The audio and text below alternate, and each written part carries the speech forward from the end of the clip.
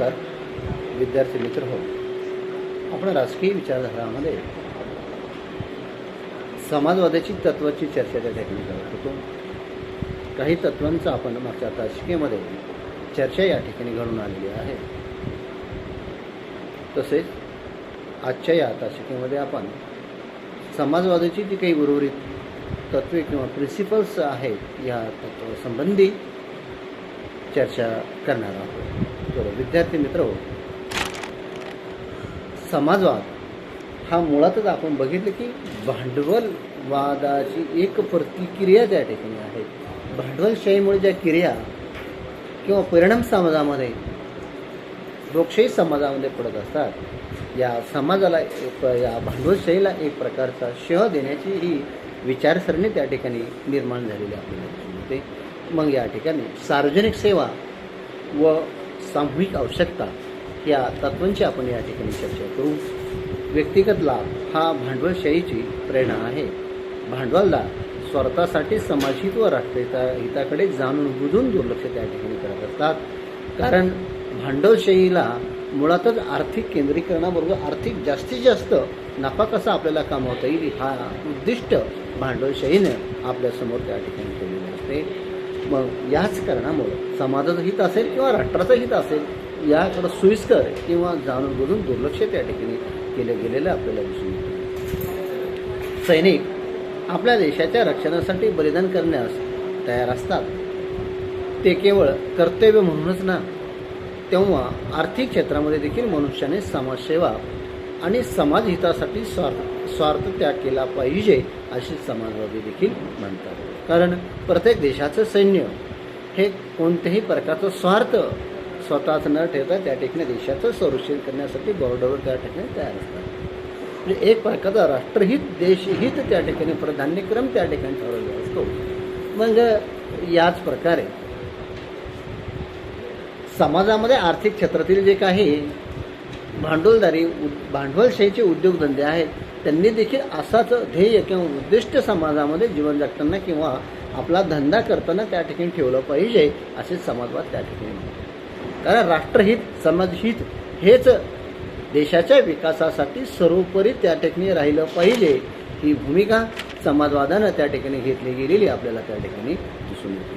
म्हणूनच मग या ठिकाणी सार्वजनिक सेवा व सामूहिक आवश्यकता या संग्रामामध्ये आपलं मत व्यक्त करत असताना राष्ट्रहित आणि समाजहिताला प्राधान्य समाजवाद देत असताना आपल्याला त्या ठिकाणी दिसून येतो. व्यक्तीने आपली योग्यता, परिश्रम तसेच प्रतिभेनुसार श्रेष्ठ पद प्राप्ती करावी, पण सार्वजनिक सेवा तद्वतच सामुदायिक गरजाकडे व्यक्तीने केव्हाही दुर्लक्ष करणे इष्ट नाही. कारण व्यक्ती ही समाजाची एक आवश्यक त्याचप्रमाणे अतूट अशी घटक आहे. व्यक्तीपेक्षा समाज श्रेष्ठ आहे या जाणीवेनेच व्यक्तीने कार्य करावे असं देखील त्या ठिकाणी आपल्याला दिसून येते. अशा स्वरूपामध्ये सार्वजनिक सेवा व सामूहिक आवश्यकता या ठिकाणी निर्माण झालेल्या किंवा केल्या गेलेल्या आपल्याला त्या ठिकाणी दिसून येतात. श्रमिकांना महत्त्व, कारण समाजवाद हा केवळ उद्योगधंद्यांना महत्त्व देत नाही तर समाजामधील जे काही श्रमिक आहे या श्रमिकांना देखील महत्त्व देण्याची भूमिका या ठिकाणी घेतली गेलेली आपल्याला समाजवादाने दिसते. उत्पादन कार्य श्रमिकांच्या श्रमशक्तीनेच होते. श्रमशक्तीमुळे जी आर्थिक पैदास होते त्याचा योग्य वाटा श्रमिकांना दिलाच पाहिजे. श्रमशक्तीला कापूस, कोळसा, साखर कारखान्याला लागणाऱ्या साहित्य कमी लेखू नये. उद्योगधंद्यात काम करणाऱ्या मजुरांना उत्पादन कार्यात महत्त्वाचे स्थान देणे, श्रमिकांची कार्यक्षमता वाढवून राष्ट्रीय उत्पादन वाढविणे, त्यांच्याबरोबर न्याय्य आणि औचित्यपूर्ण व्यवहार करणे समाजवादाचे प्रमुख गमक त्या ठिकाणी आपल्याला दिसून येतं. तर विद्यार्थी मित्र हो, श्रमिक हा उद्योगधंद्यामध्ये पिचला नाही गेला पाहिजे किंवा त्याच्यावरती कसल्याही स्वरूपाचा अन्याय त्या ठिकाणी होता कामा नये ही भूमिका त्या ठिकाणी घेतली होती. मग या ठिकाणी ऊस उत्पादक असेल, कापूस गिरण्या असतील किंवा समाजाला ज्या ज्या गरजा पुरवणारे जे उद्योगधंदे आहेत या ठिकाणी श्रमिक हा अत्यंत महत्त्वपूर्ण त्या ठिकाणी आपल्याला दिसून येतो. मग या श्रमिकाचं शिक्षण, आरोग्य जे काही मूलभूत गरजा आहेत या संपूर्ण मूलभूत गरजाकडे त्या ठिकाणी दुर्लक्ष होता कामा नये. कारण त्याच्या श्रमाला योग्य मोबदला, योग्य सन्मान त्या ठिकाणी मिळाला पाहिजे. म्हणून त्याच्या मूलभूत गरजा पूर्ण करणे हे शासनाचं आद्य कर्तव्य आहे असं समाजवाद त्या ठिकाणी होतो. म्हणजे श्रमिकांकडे कसल्याही स्वरूपाचं दुर्लक्ष त्या ठिकाणी करून चालणार नाही. श्रमिक हा प्राधान्यक्रमाने त्या ठिकाणी विचारात त्या ठिकाणी घेतला गेला पाहिजे अशी भूमिका सार्वजनिक सेवा आणि सामूहिक आवश्यकता त्याचं तत्त्व स्पष्ट करताना आपल्याला दिसून येते. त्याचबरोबर श्रमिकांना अत्यंत महत्त्वाचं स्थान देखील उद्योगधंद्यामध्ये आहे. मालक आणि मजूर आहे रे किंवा नाही रे हा जो समाजामध्ये निर्माण होणारा वर्ग आहे, हा वर्गच मुळामध्ये समाजवादाला मान्य त्या ठिकाणी आपल्याला दिसून नाही. त्यानंतर दुसरं समाजवादाचं तत्त्व आपल्याला बघायचं आहे ते म्हणजे जाहिरातबाजीला फाटा. कारण समाजवादाला भांडवलशाहीमध्ये जी काही खुली स्पर्धा होत असते ही खुली स्पर्धा मान्य नाही. अनिर्बद्ध आर्थिक स्पर्धेमध्ये भांडवलदार जाहिरातबाजीवर लाखो रुपये खर्च करून ग्राहकांशी धोकेबाजी करतात. जाहिरातीवरील होणारा सर्व खर्च लोकांकडूनच ते अन्य मार्गाने भरून काढतात. म्हणून समाजवादाला जाहिरातबाजी मान्य नाही. जाहिरातबाजीला फाटा दिल्याने वस्तूचा उत्पादन व्यय घटेल. परिणामतः वस्तूमूल्य कमी होईल व स्पर्धेऐवजी सहयोग निर्माण होईल असे समाजवाद त्या ठिकाणी आपल्याला सांगतो. अशा स्वरूपामध्ये जाहिरातबाजीला त्या ठिकाणी फाटा दिला पाहिजे. कारण जाहिरातबाजी काय करतात उद्योगधंदे, भांडवलदार की आपला मालाचा खप करण्यासाठी वारेमाप त्या ठिकाणी जाहिरात करतात. मग ही जाहिरात किती तथ्य त्यामध्ये असतं याचा विचार सारासारा केला जात नाही. आणि जाहिरातीवर होणारा जो खर्च आहे तो सामान्य ग्राहकांच्या किंवा सामान्य जनतेच्या खिशातूनच त्या ठिकाणी उचलला जात असतो. म्हणून जाहिरातबाजी होणारा जो फाटा आहे तो त्या ठिकाणी टाळला गेला पाहिजे असं उद्दिष्ट त्या ठिकाणी समाजवादाचं आपल्याला दिसून येतं. आज आपण बघतो, आज आपण टी व्हीचं चॅनल जर उघडलं तर प्रत्येक 5 ते 10 मिनिटागणित जाहिरातांचा भंडीमार त्या ठिकाणी केला गेला असतो. फेसबुक असेल, यूट्यूब असेल, असे अनेक प्रसारमाध्यमं जी आहेत या सर्व प्रसारमाध्यमावरती जाहिरातीचा आज प्रचंड भरमसाठ त्या ठिकाणी वापर त्या ठिकाणी केला जातो. आणि समाजवादाला नेमकं हेच नको आहे. कारण जाहिरातीवर होणारा जो खर्च आहे तो सामान्य ग्राहकांकडून केला जात असतो. म्हणून हा जाहिरातीवर होणारा खर्च त्या ठिकाणी केला गेला नाही पाहिजे असे मत समाजवादाचं त्या ठिकाणी आपल्याला दिसून येतं. यानंतर तांत्रिक व धंदे शिक्षणाची सोय त्या ठिकाणी झाली पाहिजे. समाजवादामध्ये प्रत्येकाला आपल्या व्यक्तीचा विकास करण्याची समान संधी दिली जाते. शिक्षणामुळे व्यक्ती विकास सुलभ होतो. त्यामुळे राज्य नियंत्रित शिक्षणावर समाजवाद भर देतो.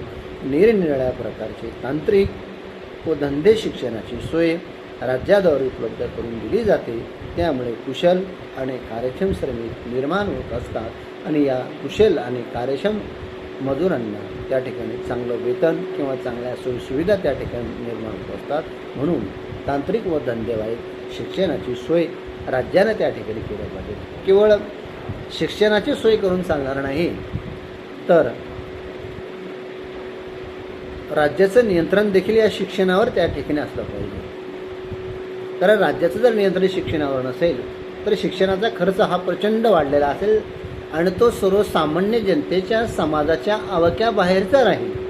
बुडभर लोक शिक्षण घेतील, बाकीचे प्रवाहाच्या मूळ प्रवाहामध्ये बाहेर फेकल्या जातील. आणि शिक्षण हे आपण म्हणतो की विकासाच्या जे काही वाटा असतात त्या संपूर्णपणे शिक्षणामधूनच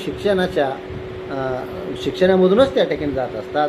कारण समाजाचा खऱ्या अर्थाने जर विकास व्हायचा असेल तर चांगलं आणि दर्जेदार शिक्षण त्या ठिकाणी धंदेवाईक शिक्षण राज्यानं त्या ठिकाणी शासनाला दिलं पाहिजे. परंतु अलीकडील काळामध्ये आपण जर राज्यांचा किंवा भांडवलशाहीमधील विचार जर केला तर शिक्षणाकडे जाणूनपूर्वक शासनानं दुर्लक्ष त्या ठिकाणी केले गेले. कारण एकूण अर्थव्यवस्थेचा 5 ते 6% वाटा शिक्षणावर खर्च होणं अपेक्षित आहे. मात्र मूळ प्रत्यक्षामध्ये 2 ते 2.5% वाटा शिक्षणावरती त्या ठिकाणी होत असतो. आणि एवढंच नव्हे तर शिक्षणामध्ये राज्य नियंत्रित शिक्षण पाहिजे. परंतु शिक्षणाचा आज खाजगीकरणाचा बाजार त्या ठिकाणी आहे. इंग्लिश स्कूल असतील, इंजिनिअरिंग कॉलेज असतील, मेडिकल कॉलेज असतील, म्हणजे खाजगीकरणाचं एक प्रकारचं पेव त्या ठिकाणी ठेवलं जातं. मग खाजगीकरणामध्ये आपण बघितलं की भांडवलदार किंवा खाजगीकरणाचे जे उद्योगधंदे आहेत, शिक्षण देखील आज एक उद्योगधंदा म्हणून लोक त्या ठिकाणी बघतात. शिक्षण हे धंदा त्या ठिकाणी बघितलं गेलं नाही पाहिजे, कारण त्याच्यातून जास्तीत जास्त समाजहितच झालं पाहिजे. परंतु आज भांडवलदार किंवा शिक्षण सम्राट जास्तीत जास्त नफा कमवण्याच्या दृष्टिकोनातून शिक्षण संस्था त्या ठिकाणी करत असतात आणि वारंवार फीस सामान्य जनतेकडून त्या ठिकाणी निर्माण केली जात असते. म्हणूनच सर्वांना समान शिक्षण पुरवडेल अशी व्यवस्था राज्यानं त्या ठिकाणी केली पाहिजे असं समाजवाद त्या ठिकाणी म्हणतो. आणि शिक्षण जर हे सगळ्यांना समान न्याय किंवा सर्वांसाठी समान जर नसेल तर त्या देशाचा, राष्ट्राचा विकास हा पाहिजे त्या स्वरूपामध्ये होत नाही. केवळ एक मुठभर लोकांचा विकास करून म्हणजे राज्याचा विकास होणार नाही, तर तळागाळातील लोकांचा देखील विकास त्या माध्यमातून झाला पाहिजे. म्हणून शिक्षण हे कसं पाहिजे की तांत्रिक व धंदे शिक्षणाची सोय त्या ठिकाणी केली पाहिजे, जेणेकरून बेरोजगारी कमी होऊन रोजगारक्षम त्या ठिकाणी शिक्षण व्यवस्था निर्माण करून दिली पाहिजे. अशा स्वरूपामध्ये तांत्रिक व धंदेवाईक शिक्षणाची सोय राज्यानं केली पाहिजे. त्यानंतर समोरचं आपल्याला बघायचं आहे, लोकशाही मार्गाने समाजाचा सर्वांगीण विकास त्या ठिकाणी एकूण घडून आला पाहिजे. समाजवाद व्यक्ती व समाजाच्या उन्नतीसाठी प्रयत्न करतो. राज्याने समाजाच्या सर्वांगीण विकासाची साधने शोधावीत, त्यांना प्रोत्साहन द्यावे, व्यक्तीचे सामूहिक जीवन नियंत्रित करावे, उत्पादन आणि वितरण साधनावर समाजाची मालकी प्रस्थापित करावी, यासाठी राज्याचे कार्यक्षेत्र व्यापक असावे असे समाजवादाचे मत आहे. अशी सुधारणा लोकशाही मार्गाने करावी यावर समाजवादाचा भर आहे. पण लोकशाहीच्या स्वरूपाबद्दल समाजवादात मतभेद आहेत, तरीही समाजवाद लोकशाहीला पूरक आहे याबाबत दुमत त्या ठिकाणी कोणामध्ये असता कामा नये. कारण समाजवाद आणि लोकशाही ही पूरक एकमेकाला दिसून येतात. कारण लोकशाही मुळातच मानवतावादी मूल्यावर आधारलेली आहे आणि ह्याच मानवतेचे मूल्य आणि सामाजिक न्याय, सर्वांगीण सामाजिक न्याय या ठिकाणी समाजवादाला अपेक्षित आहे. व्यक्तिहिताबरोबर समाजाचा हित देखील साधला पाहिजे की समाजवादाच्या तत्त्वामध्ये अंतर्भूत आपल्याला दिसून येतं. अशा स्वरूपामध्ये जवळपास आपण 10 समाजवादी तत्वांची चर्चा या ठिकाणी केलेली आहे की या अर्थानं समाजाचा एकंदरीत अर्थ आणि समाजवादाची भूमिका त्या ठिकाणी आपल्याला स्पष्ट या ठिकाणी होते. अशा स्वरूपामध्ये हा समाजवादी तत्त्व तुम्हाला सर्व विद्यार्थ्यांना कळले असतील, समजले असतील या ठिकाणी आशा व्यक्त करतो आणि आजच्या या तासिकेला मी पूर्ण विराम देतो. सर्वांचे मनपूर्वक धन्यवाद.